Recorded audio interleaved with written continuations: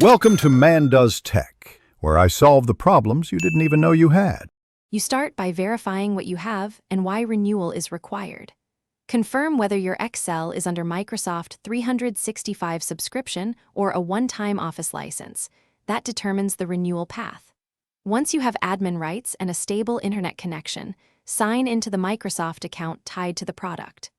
Open Excel, go to Account, then click View Account to jump to the online portal. This immediately shows expiration and the Renew button so you can proceed without delay. Now you execute the renewal flow in the Microsoft account portal. Choose Renew on the subscription line, then pick monthly or annual billing depending on cost and cancellation flexibility. Annual often saves money.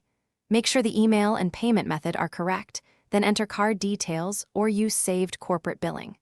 Once you confirm payment, the portal processes the charge and updates subscription status.